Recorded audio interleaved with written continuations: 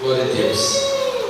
Quero agradecer o pastor Everaldo, Robson, né? Confiar em mim, né? Estar aqui nessa noite trazendo a palavra para vocês. Isso fica aqui embaixo, né? Vou ficar aqui embaixo, tá, gente? Mais pertinho de vocês. E eu sou o Ricardo. Esse ano faz 20 anos que eu sou convertido, pela graça de Deus, aceitando o Senhor Jesus Cristo há 20 anos, né? Bastante tempo. E tem sido a cada dia muito bom servir a Deus, andar com Deus, aqui da minha esposa Silvana, pastora Silvana. Meu filho Ricardo, amém? Ricardo Filho. Ok. E realmente é um prazer estarmos aqui compartilhando a palavra de Deus. Uma das coisas que eu mais amo e gosto de fazer é de pregar, gente. Amém? Eu gosto de pregar, eu amo a palavra de Deus, eu amo conhecer a palavra de Deus. E espero que nessa noite o Senhor venha falar conosco, amém? Eu quero que você abra sua Bíblia na primeira carta de Paulo a Timóteo, amém? Primeira carta de Paulo a Timóteo. É uma carta que eu gosto bastante.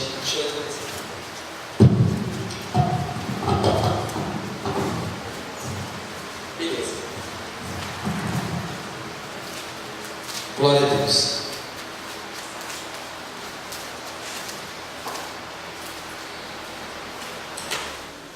E deixa aberto lá. Vamos orar. Pai, nós somos gratos pela oportunidade de sermos chamados teus filhos, de o teu Senhor ter nos escolhido e nos chamados, e hoje estamos aqui juntos, Senhor, com teus filhos, para te adorar, para celebrar, Senhor, a vida que o Senhor tem para nós. E a minha oração é que nesse momento, através do teu Santo Espírito, Senhor, venha nos ensinar, Senhor, junto a respeito da tua vontade para nós. Ensina-nos, Senhor, todo o teu propósito. Ensina-nos, Senhor, a andar no meio dessa geração. Ensina-nos a como nos comportar, a como nos viver, a como dar as respostas, Senhor, que os céus esperam de nós nesses dias, meu Deus. Por favor, fala conosco através da tua palavra, através do teu Espírito Santo. Sei que o Senhor já tem ministrado o coração de muito através dos cânticos, da adoração. E agora pedimos que através da tua palavra, Senhor, que é bendita e eterna, pela qual foram feitas todas as coisas, Senhor, ó Deus, eu peço que o Senhor construa dentro de nós, Senhor, a tua vontade, a tua verdade, em nome do Senhor Jesus Cristo. Amém? Amém. Glória a Deus. Também nós pastoreamos a igreja, a comunidade cristã Aprisco, e a cada dia é um desafio, né? A vida cristã é um desafio, né? É muito mais que vir à igreja, de ouvir algumas canções, ou de ouvir alguma palavra e deu, né? Porque o grande desafio nosso não é no domingo e nem no sábado quando estamos juntos. Eu sempre falo para o pessoal lá, e porque eu sempre vivi essa intensidade. O grande desafio nosso é segunda-feira de manhã no trabalho, na escola, quando temos a oportunidade de fazer aquilo que Deus não aprova e nós dissemos, não, eu não quero isso não faz mais parte da minha vida. Então, se nós estamos prestando um verdadeiro culto a Deus, que é o nosso culto racional, que é entregar o nosso próprio corpo, as nossas próprias vontades, como um sacrifício santo, exclusivo a Deus. É quando temos a oportunidade de pecar, e quando está diante de nós a oportunidade, a nossa carne diz, vai lá, cara, vai lá. E nós dizemos, não foi mais para isso que eu fui chamado. Antes eu era assim, mas agora eu não sou mais. Então nós começamos a dar uma resposta de sacrifício, de renúncia a Deus. Esse é o nosso verdadeiro culto racional, muito mais que apenas umas canções ou estarmos juntos. Estarmos juntos é bom, é ótimo. Estar na palavra de Deus, Ele nos exorta a nunca deixar de fazer isso, né? Hebreus capítulo 10, não vos deixei de congregar como é costume de muitos, visto que agora, quanto mais perto está a vinda do Senhor, amém? Então a vinda do Senhor está também relacionada à nossa intimidade, à nossa comunhão.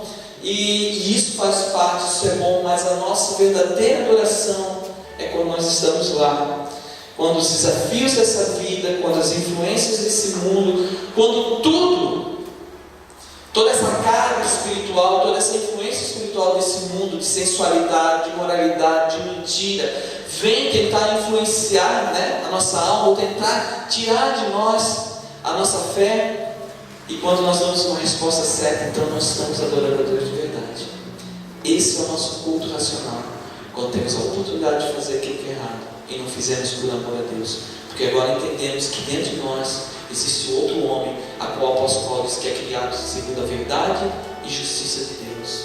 Jesus morreu por nós, para que dentro de nós tivéssemos uma nova vida, um outro homem. Amém? Quantos entendem isso? Então o cristianismo, ele é um estilo de vida. De maneira alguma o cristianismo é um ritual, porque se nós encararmos a nossa vida como um ritual, como simplesmente vir ao culto,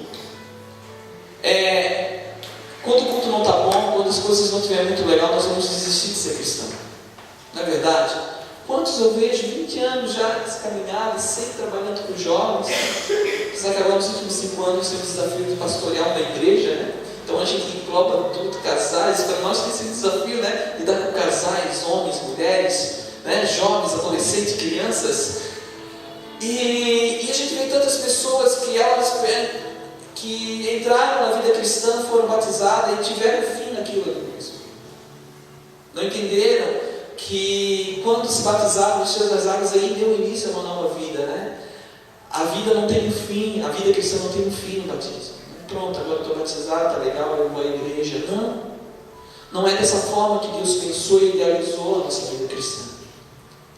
A nossa vida cristã, ela tem que ser uma vida diária, gente. Eu bato na tecla lá na igreja e acho que eles estão saturados em mim, porque todo domingo eu ensino para eles que é lá fora, que é na segunda-feira, que é essa resposta que nós vamos dar que vai determinar o nível e o valor do nosso cristianismo. De verdade, quanto estamos agradando a Deus? Não é verdade? Ninguém está isento de ser tentado. Ser tentado é uma coisa, ceder a tentação é outra. Não é verdade? Pelo contrário, a Bíblia diz que Deus também nos dará um escape. E eu creio nisso porque Deus já me deu muito escape. Né? Quando vem a tentação, Deus deu já muito escape para mim. Por isso eu creio que eu posso falar disso, que isso é uma verdade, é uma real.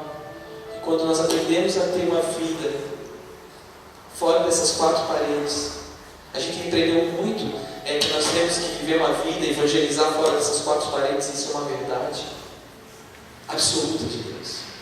Mas também não é só para evangelizar, mas é para o nosso comportamento cristão, para o nosso caminhar cristão, né, Alisson? E aí que nós mostramos o verdadeiro valor e o quanto nós acreditamos em Deus, enquanto a nossa fé e as nossas convicções são firmadas em Deus. A fé é um fundamento muito importante, é um dos fundamentos mais importantes, porque pela fé nós vamos viver todos os sonhos e planos de Deus. Timóteo, Paulo escreve as 2 cartas a Timóteo. Timóteo era um jovem evangelista e ele foi designado para pastorear uma igreja em uma cidade, eu não me lembro agora, acho que eu não sou muito teólogo, não sei se para mim é Éfeso ou Coríntios, mas as 2 estavam influenciadas pelo mesmo demônio, pelo mesmo espírito, Diana e Afrodite. E esse cara, ele foi para lá e levou uma coça tão grande que Paulo precisa escrever 2 cartas para ele, exortando, animando ele a não desistir da fé. Por isso que nós vimos que ele diz, olha, você foi chamado como um bom soldado, né? Já no começo, olha, e nenhum soldado, né, se embaraça com as coisas dessa vida, porque ele deve agradar aquele que o alistou, é como um lavrador. E nós vimos tudo, né? Vocês conhecem a palavra de Deus, vocês conhecem a Bíblia, não é verdade? Então são tantas exortações a Timóteo, porque realmente ele esteve embaixo dessa influência, né? Ele foi bombardeado, eu creio. Ao ler as cartas, ao ver os conselhos de Paulo, pelo qual ele disse que, olha, cara, não deixa que ninguém subestime o teu potencial, né? Cara, líder, se lembra, você foi chamado e alguém profetizou sobre a sua vida, e puser nós, o presbitério, pusemos as mãos sobre você, e te destravamos para o ministério. Agora você não pode esquecer disso, você precisa estar fortalecido. Ele diz, eu exorto que avivas o dom que está em ti. Se era para ele avivar, então porque estava meio apagadinho, né, gente? exorto que tu avive o dom que está em ti, que pela imposição das mãos do presbitério recebesse. E ele foi designado. E era tão grande a influência dessas cidades, do principado dessa cidade, que provavelmente criou um desgaste, uma frustração na vida desse moço. Em nenhum momento diz que ele pecou, mas diz que ele provavelmente se tornou, sabe, aquele jovem, aquele adolescente da igreja desmotivado, com sonhos de ir embora, havia se perdido. Tudo por causa de quê? Porque se não entendermos o nosso chamado, se não entendermos que todos os dias nós precisamos dar uma resposta ao Espírito Santo, que todos os dias nós precisamos nos fortalecer em Deus, nos revestindo da armadura de Deus, para que quando vem um dia mal nós possamos resistir, né? Quantos passam por dias maus? Só eu ou não, né? Obrigado. Então todos nós temos o nosso dia mau. E se nós não entendermos que isso tudo faz parte do processo, né? Porque nesse momento a nossa alma, nós perguntamos a Deus, né? Por que Ele permite que eu ainda sinta essas coisas? Por que Ele permite que ainda essas coisas venham sobre a minha vida, esses desejos ainda tanto me assombram, né? Deus poderia arrancar de mim de uma vez por todas? Poderia, mas essa é a maneira pela qual nós vamos nos desenvolver no homem espiritual que está dentro de nós. Através de uma renúncia, através de uma vida de santidade. Muitas vezes vamos cair, né? Todo mundo aqui é humano, mas o pior de tudo não é cair, né? É ficar prostrado, é desistir das coisas, é ceder totalmente ao pecado. Não entendendo que tudo Deus pode revivificar em nossas vidas. Então, e não é diferente com a nossa geração, porque Paulo está escrevendo escatologicamente, dizendo que nos últimos dias haveriam circunstâncias parecidas, né? Então essa carta começa, então no decorrer dessa carta ele diz, olha, no último dia se levantariam homens, né? Orgulhosos, presunçosos, imorais, mentirosos, que enganariam, desonrariam o pai e a mãe. Nada igual, nossa geração não está parecida, né? Voltados somente para si. Em Filipenses diz, homens cujo seu Deus é o seu próprio ventre, ou seja, suas próprias necessidades. Não é verdade? Não é isso que o mundo prega hoje? O que importa é você ser feliz. Importa que você seja suprido. Não importa as pessoas que você vai ferir, não importa as pessoas que você vai defraudar, não importa as pessoas que você vai mentir ou enganar. O que importa é que você seja feliz.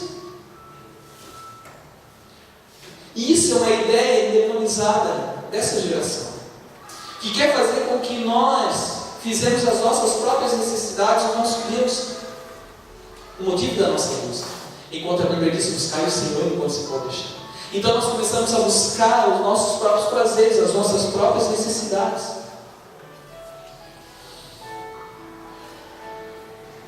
Por isso, irmão, vi apenas na igreja, vi palavras e algumas canções.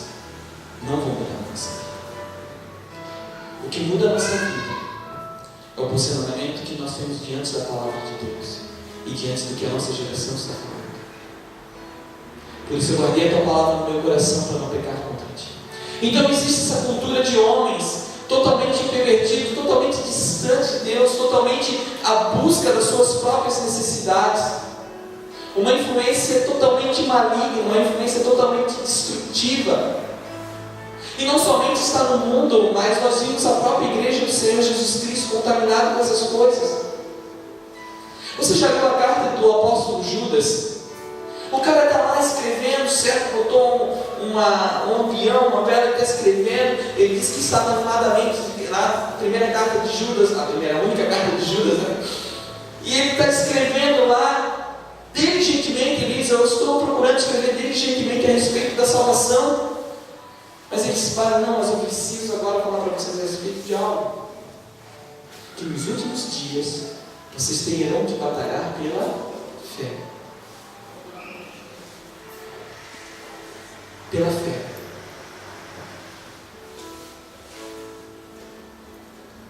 E a fé é o que vence o mundo, gente. A fé é o escudo que apaga os dados inflamados do maligno. Que fé é essa, pastor? Eu quero que você para um pouquinho, você fala na igreja, lembra do primeiro dia que tu aceitou Jesus Cristo, e a semana que você seguiu? Você não abandonou tudo? Eu me lembro que eu quebrei meus... Eu era fã de uma banda de rock, eu quebrei tudo, ninguém mandou fazer nada. Não é verdade? Eu e minha esposa éramos namorados, nós tínhamos uma vida íntima, nós éramos praticamente casados, e nós olhamos o rosto um do outro de verdade, dissemos, nós não podemos mais fazer isso, ninguém nos falou acerca disso. E nós decidimos naquele dia, durante 2 anos, nós nos guardamos diante de Deus e nos casamos. E graças a Deus estamos aqui hoje, temos um filho abençoado, a nossa vida é abençoada. Até hoje nós colhemos frutos do nosso sacrifício a Deus, de obedecer a palavra de Deus. Então, vamos parar um pouquinho e vamos pensar na nossa fé. Ele é o autor e consumador da nossa fé. Pensa lá aquele dia que você aceitou Jesus. Que dia maravilhoso, né? Vai ter uma música, né? Dia feliz. Não é verdade? E as semanas que se seguiram, cara, foi uma revolução na minha vida. Eu tinha uns gnomozinhos assim, botei tudo fora. Ninguém disse, ninguém me instruiu acerca dessas coisas. Pôster. Eu tinha mandado botar os posters da minha banda tudo em quadros assim. Tu lembra, né, Cheiro? Não é isso, não. É uma banda de rock. É uma banda pop americana, tá? Naquela época eu não tinha calypso.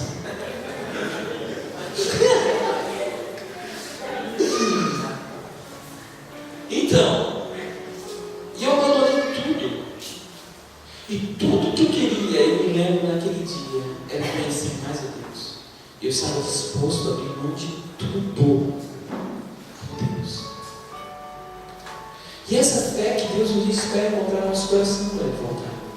Porque se ele é o autor, ele começou. E ele é o consumador dessa fé. Então ele começou uma fé em nós. Ele criou. Então quando chegar aqui no fim de tudo, se ele é o consumador, ele quer ver essa fé viva dentro de nós. Cara, nós botávamos bêbado dentro da minha prima, se converteu junto com a gente, era crente até hoje, e ela tinha uma picape-coça, e nós botávamos tudo que era bêbado dentro daquela picape-coça, orava por ele, levava a família, orava com a família, nós fazíamos umas coisas muito doidas, via anjo, subia um monte, toda a celebração de jovem, a parada não era fazer lanche, era ir subir um monte.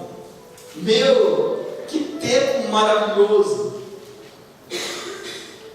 Então, essa fé que um dia Deus espera encontrar dentro de nós, é uma fé viva.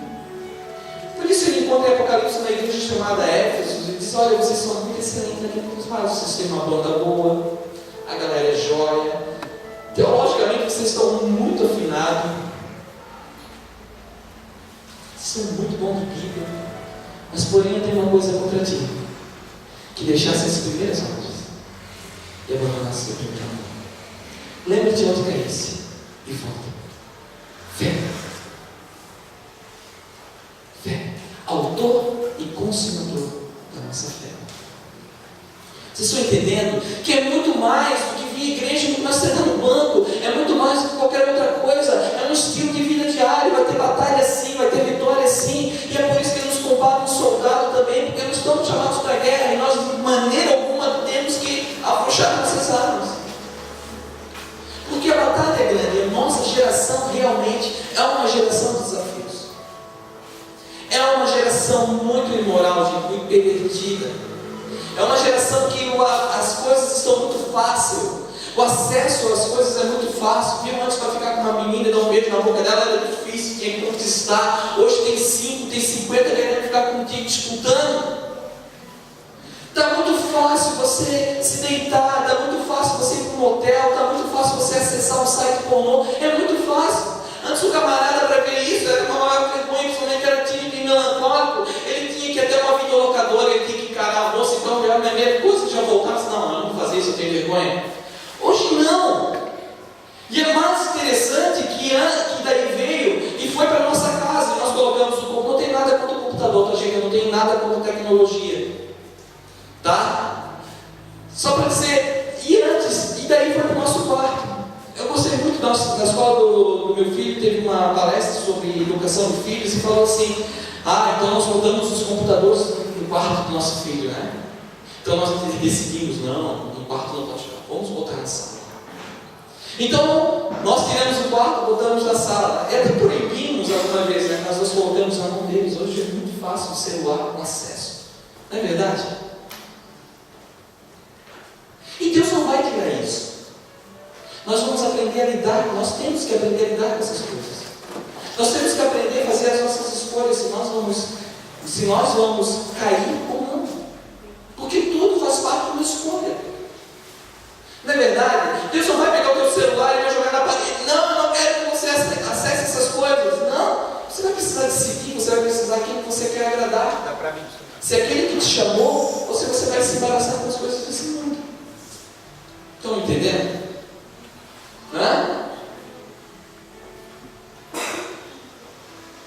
Eu sei que essas coisas mexem com a gente, porque nós aprendemos e desenvolvemos o cristianismo nos meus cultos ao domingo, ou no sábado, ou numa reunião nas casas.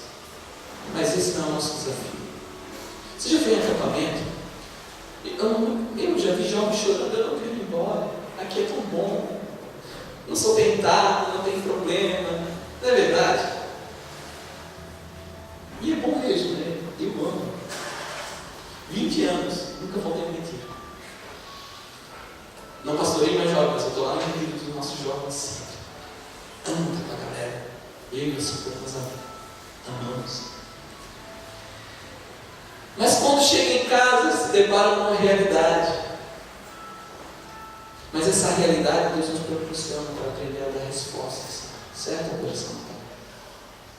Por isso ele diz assim, Então o contexto é o seguinte: a galera está amando mais o dinheiro, a galera se envolve com a imoralidade. Então, a Timóteo, né? Então, está tudo muito fácil. Está tudo muito fácil. Deus fala, e Paulo exorta Timóteo assim, versículo 11 do capítulo 6. Logo depois que está falando sobre amor, capítulo 4 ele fala da apostasia dos últimos tempos.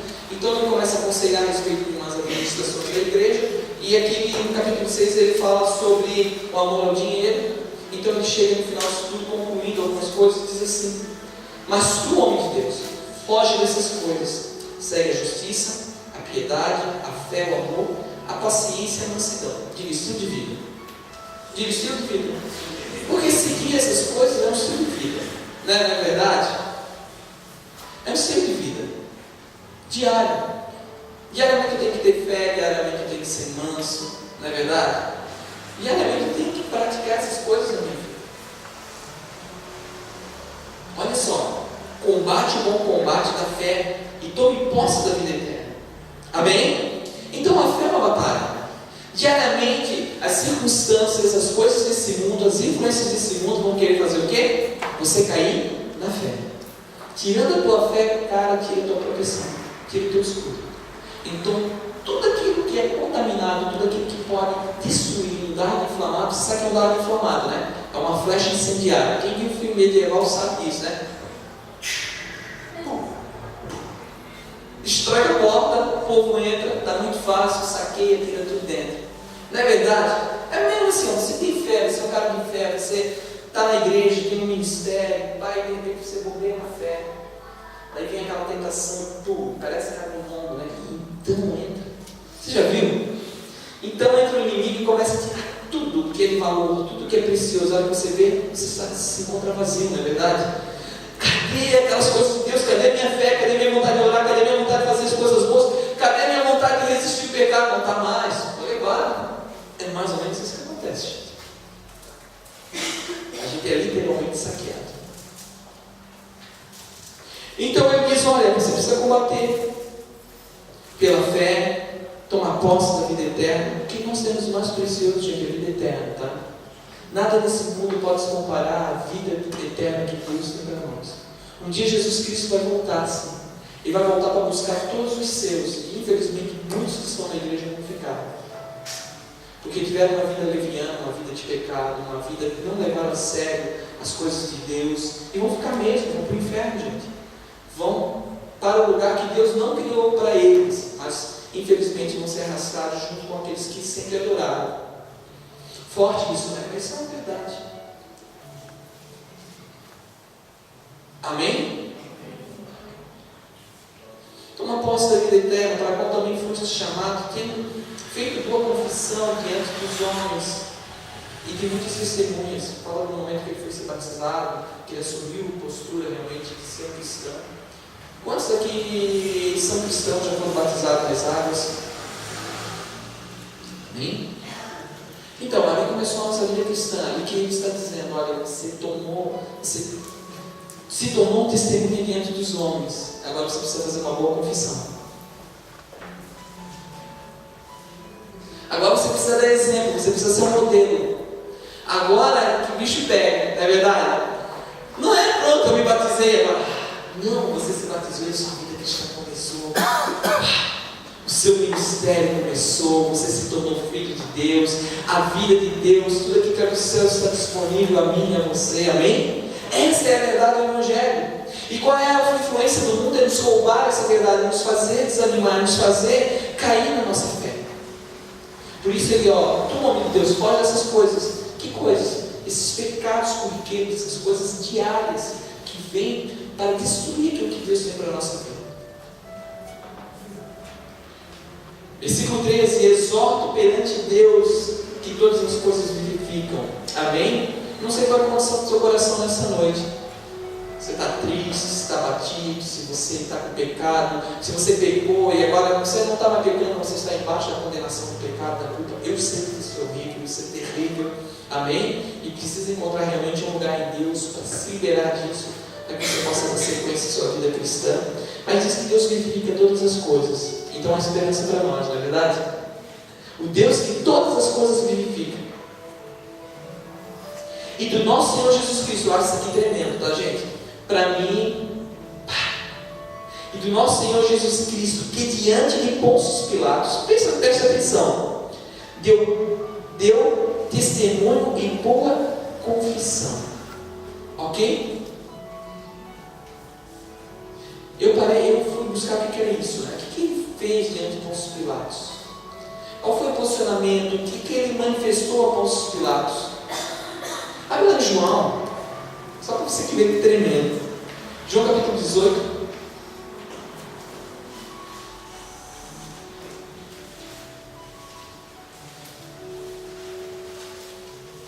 Evangelho de João capítulo 18, versículo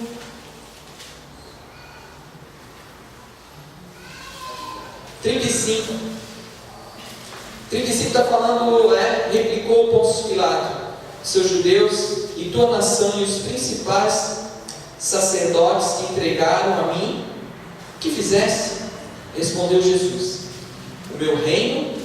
A parada é a seguinte: olha, estou dizendo que você é rei de todos eles, que você vai governar isso tudo. E olha só o testemunho que Jesus deu diante de Pôncio Pilatos.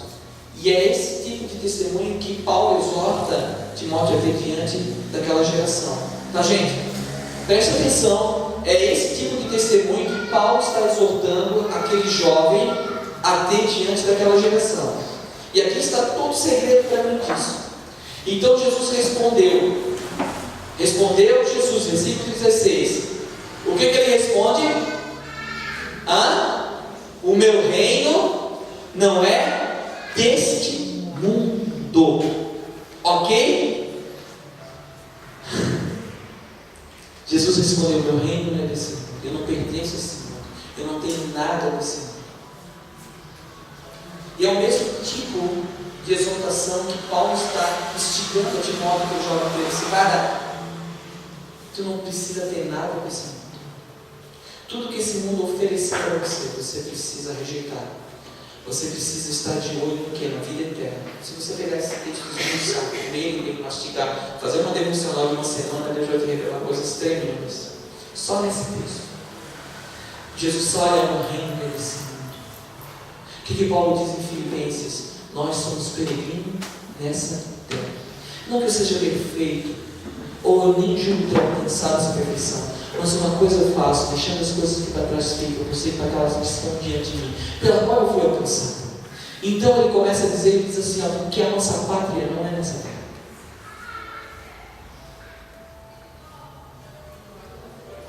Glória a Deus, eu tenho glória a Deus mesmo. Aleluia! É um glória a Deus mesmo, gente. Cristianismo é estilo de vida, é prática diária. Não é conto da carochinha, não é aquilo que você vê na TV, que se você levar alguma coisa para casa, você vai ser abençoado. Não, é a resposta que você dá diariamente às tentações, aos pecados, que vai manifestar o nível de adoração que você tem a Deus. É o quanto você está a fim de obedecer aquilo que Deus tem para a sua vida, que vai determinar o nível e a pureza do teu cristianismo. Não é abobrinha. Jesus não tinha problema com pecadores, Jesus tinha problema com hipócritas, com aqueles que aparentavam ser uma coisa e não eram. Nós nunca podemos perder o foco. Ezequiel 37 diz: e havia um vale de ossos secos, e Deus disse: essa é toda a casa de Israel. Se tornaram ossos secos, gente sem vida, gente morta, gente sem expectativa, gente sem fé.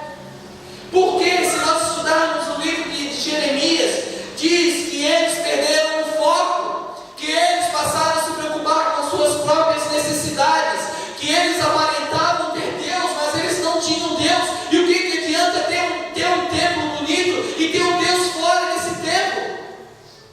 Hipocrisia, sepulcro caiado, podridão. Estilo de vida manifesta quem realmente somos e quem realmente nosso Deus é para nós. Por isso Jesus chegou diante de Pôncio Pilatos: cara, não tem nada com essa terra, eu não quero nada aqui, o meu reino é eterno, a minha vida é eterna, eu estou em busca de algo que é soberano. Você já leu sobre Abraão, que peregrinou sobre uma terra, e quando ele chegou naquela terra, ele se recusou a construir alguma coisa fixa. Disse ele: e cheguei na terra da promessa, mas agora ele mudou a sua visão, e ele olhou para uma nova Jerusalém. A Bíblia fala isso em Hebreus capítulo 11, olhando para uma cidade que era construída, cujos fundamentos eram de ouro e cristal, cujo arquiteto era Deus. O cara mudou, o cara disse: epa, eu andei até aqui, mas existe coisa melhor, existe uma coisa superior. E sabe onde nós erramos? Quando nós buscamos apenas as coisas dessa terra. Não andeis ansiosos por coisa alguma, porque Deus tem cuidado de nós. Ansiedade é medo do futuro, daquilo que vai acontecer. Então temos medo se vamos casar ou não, temos medo se vamos ser bem de vida ou não, temos medo se vamos ter um carro ou não, nunca temos medo se vamos chegar no céu, não é verdade? Se vamos chegar e entrar nas postas celestiais e realmente dizer: poxa, acabou, né? Aqui não haverá mais choro, nem ranger de dentes. Sabe, tudo que está nessa terra, gente, é passageiro. Tudo que está nessa terra não é fixo. Hoje eles te dão um celular, a gente quer te mostrar um melhor ainda, e você vai ficar ansioso porque você quer ter, então você vai começar a buscar as coisas apenas dessa terra. Não é isso. Hoje eles lançam uma TV uau, moderna, 3D, amanhã eles vão lançar outra que você pode entrar dentro. Eles lançaram o Play 4, agora eles estão desenvolvendo um jogo que você põe o óculos, você entra dentro do jogo, e aí qualquer dia você vai fazer parte do jogo, qualquer dia você vai enfiar um chip na tua cabeça e você vai viver isso. E vamos correr atrás disso, vamos correr atrás daquilo que um dia Deus nos chamou para sermos. E darmos um bom testemunho, dizer: minha vida não é desse mundo. É errado algumas coisas desse mundo, buscar não. É errado aplicar o coração, é errado deixar a Deus, abandonar a adoração a Deus. É errado abandonar a sua atividade da igreja, é errado abandonar o seu ministério para viver as coisas desse mundo. Jesus na sua oração diz: olha, eles estão nesse mundo, mas eles não estão porque o Senhor nos deu. O Senhor nos conquistou, nós não somos esse mundo. Por isso Paulo exorta Timóteo a não se contaminar com aquela geração de homens, com aquela influência, com aquela moda. Gente, tudo o que tem nessa terra está contaminado. Tudo, a moda, a mídia, tudo está contaminado, tudo está endemonizado. Você sabe quando Paulo escreve, diz que a nossa luta não é contra a carne, nem contra sangue, mas contra principados e potestades e dominadores do mal e desse mundo tenebroso, certo? Uma daquelas palavras em grego diz assim, arquétipo. O que é arquétipo? É um modelo, certo? Ok, vamos usar um modelo. Neymar. Cara adulto, ele pega uma mulher, pega outra e não tem nenhum compromisso, e ele se tornou um modelo. Então nós vimos uma geração toda cortando o cabelinho, gente não tem nada contra, mas todo mundo cortando o cabelinho dele, e isso é muito sutil. Ele está se tornando um modelo, ele está se tornando um motivo de adoração. Então nós olhamos para ele, uau, eu queria ser como ele, eu queria ter as coisas dele, então nós passamos a adorar. O diabo, sabendo que isso é uma brecha, E está escrito em um dos salmos, acho que Salmo 15, tornem-se igual a eles todos os que adoram, e todos os que buscam a sua glória, tornam-se igual a ele. O diabo então tem uma brecha na legalidade de nos tornar tão imoral quanto a ele, tão prostituto quanto a ele. Tudo nessa terra está contaminado. E se não temos a posição que Jesus teve diante de Pôncio Pilatos, o meu mundo, eu não sou dessa terra, eu não sou desse lugar, eu sou todo passagem aqui. Agora meus olhos estão fundados na Nova Jerusalém. Gente, assim, tem uma galera que morreu, deu a vida por isso. Em arena de leão, queimaram vivo, fizeram vídeos com forno dentro e colocavam os cristãos dentro. Se você procure ler sobre a história dos mártires, você vai ver. Mas essa galera não estava nem aí sem morrer, eles entenderam. A fé deles estava tão viva, tão flamejante dentro do seu coração, que nada podia deter eles. E por isso eles alcançaram o prêmio da soberana vocação. E vocês que estão cercados por tão grande número de testemunhas, correi com perseverança a carreira que vos está proposta, deixando todo o laço e pecado que tenazmente nos rodeia, olhando para Jesus, autor e consumador da nossa fé. Hebreus capítulo 11 mostra uma galera que era detonada, que tinha tudo para não se tornar pela fé. Um covarde de Gideão, cheio de complexo de inferioridade, de sua versão, um general, que pela fé ele acreditou e se tornou. Jefté, filho de uma prostituta, abandonado, se tornou bandido. Sabe, assaltante, carrinho de cachorro quente, assaltante de lanche, assaltante de caixa eletrônico. O cara se tornou, e Deus disse, cara, tu vai ser um cara que vai libertar. E pela fé ele acreditou e voltou para o seu povo e fez tudo aquilo, lutou as batalhas do seu povo. E entrou na galeria dos heróis da fé. Raabe, uma prostituta, disse, olha, se eu guardar vocês, eu acredito que o Deus de vocês vai me salvar. E ela entrou na genealogia de Jesus, uma prostituta. Então, e vocês que estão cercados de uma tão grande nuvem de testemunha, sabe o que ele está falando? Galera, se esse povo conseguiu, vocês também conseguem. Vocês precisam apenas ser perseverantes, correr, deixar tudo que é pecado para alcançar aquilo que Jesus tem para vocês.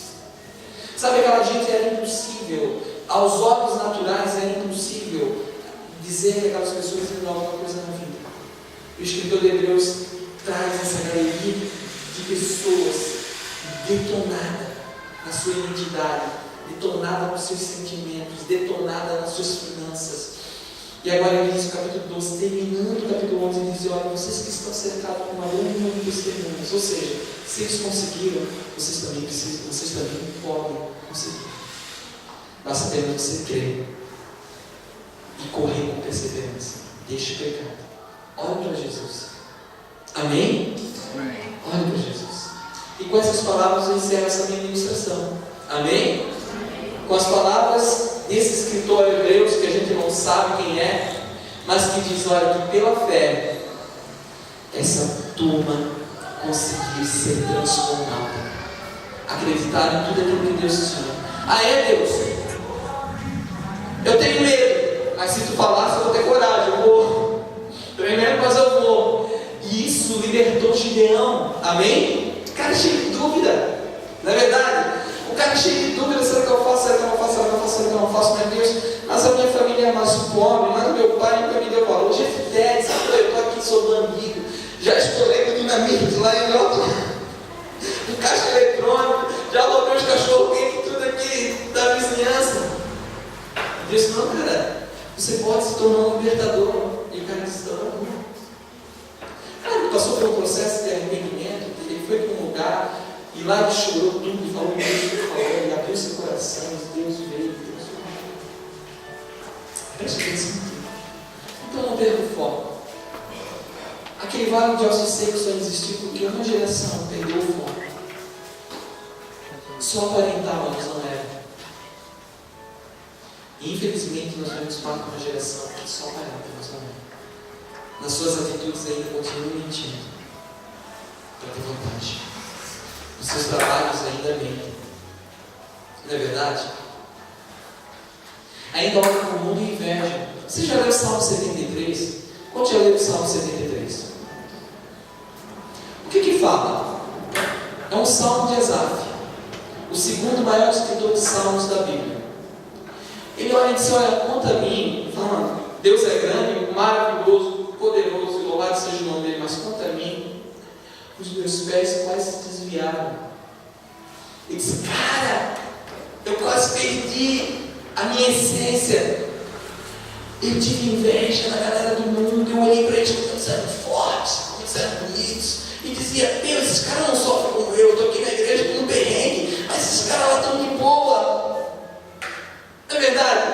Esses caras, eu estou aqui na igreja, eu estou sofrendo, eu estou olhando, uma menina olha para mim, um menino olha para mim, aquela galera lá fica com um, fica com o outro. Acho que eles são mais felizes do que eu.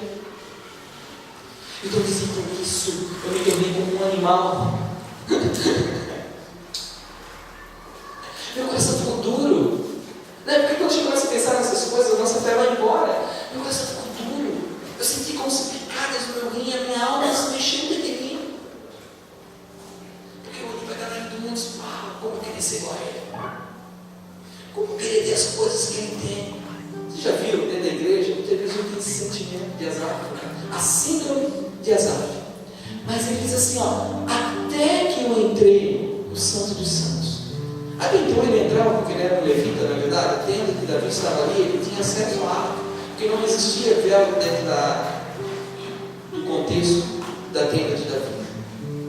Ele entrava todos os dias ali, assim como nós muitas vezes, todo dia na igreja, e nada muda, e ainda continuamos com o nosso primeiro pensamento. Mas ele está falando que ele entrou num lugar em Deus, onde ele conseguiu rasgar o coração dele. Por isso eu falo que não existe lugar melhor que um quarto de porta fechada, onde nós podemos trancar e dizer assim: Deus, eu não saio daqui porque você vai falar comigo. E ele entrou nesse lugar em Deus. Ele disse: ali eu pude ver o fim deles. Deles quem? A galera que teve inveja. Ele viu todo mundo indo para o inferno. Literalmente. Ele viu todo mundo morrendo e indo para o inferno. Ele disse: uau! Quem tem o salmo dele dizendo: quem tem meu nos céus não ti, e na terra não há quem eu deseje além de ti.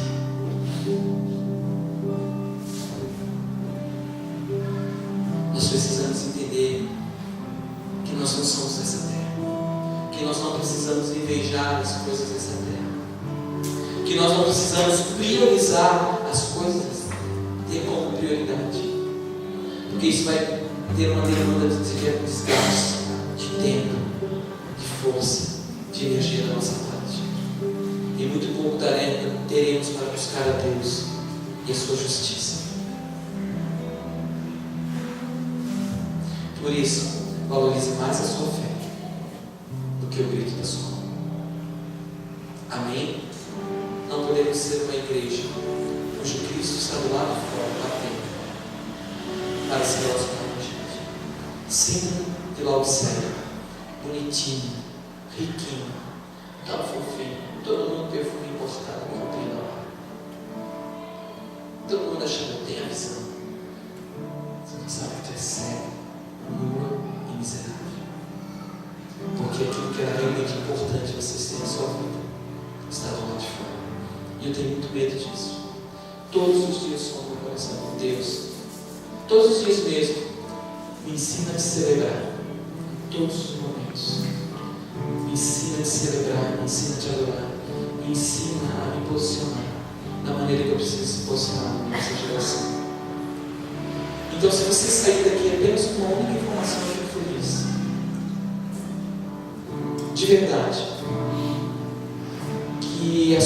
que a vida cristã é um estilo de vida, e que lá fora é que nós devemos mostrarmos quem realmente somos, e que o nosso mundo não é daqui. Deus vai te ajudar, de verdade. Deus vai te fortalecer. Muitas vezes eu fui tentado, e eu quero dizer para vocês que eu fui no culto com aquele peso no valor e nada mudou. Tinha vezes que mudava, de verdade. Mas quando eu trancava no meu quarto, eu chorava. Ou eu ficava quieto por uma hora, quietinho, sem falar nada, porque eu não tenho vontade de falar nada, na verdade. Fica quieto, né? Estou condenado, estou envergonhado. Os mortos não honram o Senhor, né? E aqui a gente está mortinho. Os mortos não podem te adorar. É um salmista. Mas Paulo diz: Deus que pode vivificar todas as coisas. Naquele lugar nós somos vivificados por Deus, restaurados, habilitados pelo Espírito Santo e prosseguir na nossa vida cristã. Amém? Gente, lá fora é quando vêm as pessoas do mundo te seduzir, te convidar, te atrair. É quando você estiver sozinho na internet e você for tentado. É quando você for tentado a mentir e você dizer: não posso fazer isso. Então você está prestando o melhor culto que você poderia prestar. A Bíblia diz que isso só é algo agradável aos olhos de Deus. Que cheiro bom. Olha, diabo, meu filho resistiu. Eu estou muito feliz com ele. Vamos ficar de pé. Glória a Jesus.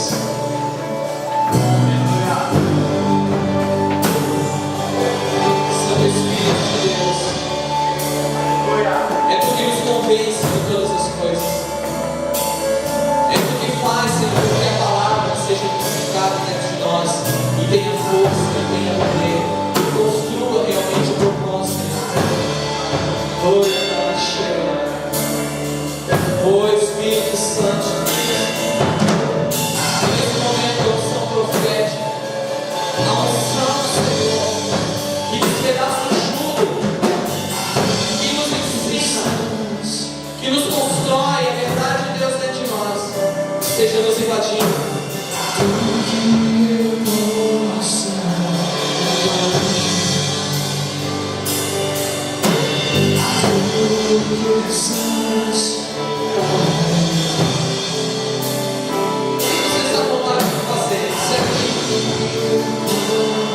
Diante dessas palavras que foi apresentada para você nesse momento, o Espírito está levando você a manifestar porque a manifestação dessa vontade vai te levar a um lugar de secreto nessa noite.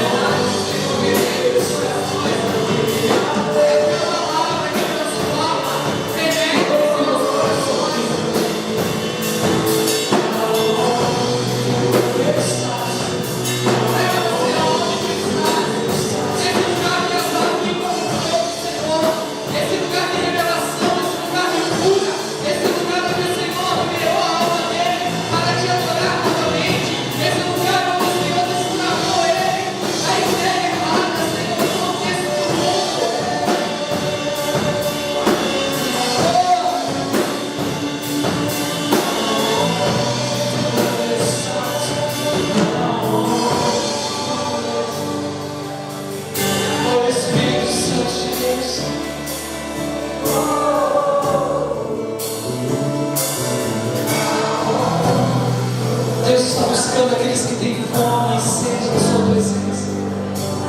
Isaías profetizou e diz: quando os necessitados buscam água e não encontram, e sua língua se apega ao céu da boca, eu, Senhor Deus de Israel, os ouvirei. Transformarei seus lugares secos em lugares de vida, em fontes de vida. Buscar-me-eis e me achareis quando buscares todo o vosso coração, pois eu sei o pensamento que eu tenho a respeito de vocês, pensamentos de paz e não de mal, para vos dar um fim desejável e futuro. Então orareis e me buscareis, e quando me buscareis de todo o vosso coração, eu serei achado em vocês. Diz que os reis de Judá eram retos até que em seu coração tenha encontrado dúvidas e iniquidades. Salomão se perdeu quando seu coração se dividiu.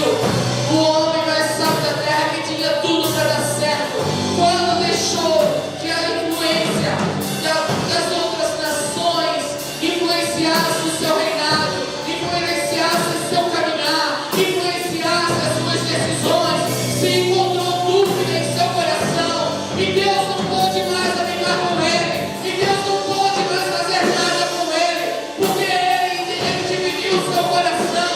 Não tem dois termos, ou é Deus ou é o mundo, não se pode agradar a dois senhores. A nação de Israel estava dividida, o espírito profético se levantou e diz: até quando vocês vão coxar entre dois senhores? É Deus o Senhor ou é Baal? Vocês precisam decidir, vocês precisam mudar a sua conduta de vida, o proceder de vocês precisa mudar. Era isso que ele estava proclamando, e a Bíblia também diz que nos últimos dias se levantaria uma geração, porque essa geração estaria também dividida, essa geração estaria contaminada, como nos dias do rei Acabe. E em nome de Jesus, nós somos essa geração que vai olhar e vai dizer: olha, eu sei os caminhos, Jesus é o caminho, a verdade e a vida. Ninguém vai ao Pai a não ser por ele. O caminho é apertado, a porta é estreita e poucos passam por ele. Nós somos vencedores, diz o Senhor, a Messias. Eu vos darei o direito de se aceitar junto com meu Pai, o seu trono.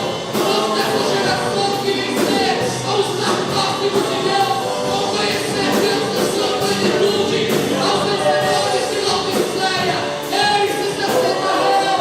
Uma igreja que está distante, mas aqueles que querem vão estar juntos no trono de Deus. Essa é a recompensa para essa geração: se aceitar com Deus, juntos, né? Tocados, sentindo, né? Ouvindo. Essa é a glória dessa igreja, essa é a glória dos vencedores, daqueles que não se contaminaram com a Laodiceia, daqueles que não são frios, daqueles que não são mortos, pesados, divididos.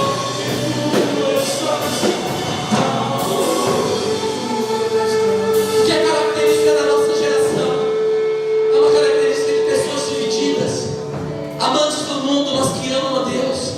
Não existe isso. É pelo amor a Deus que eu abro mão do pecado todos os dias.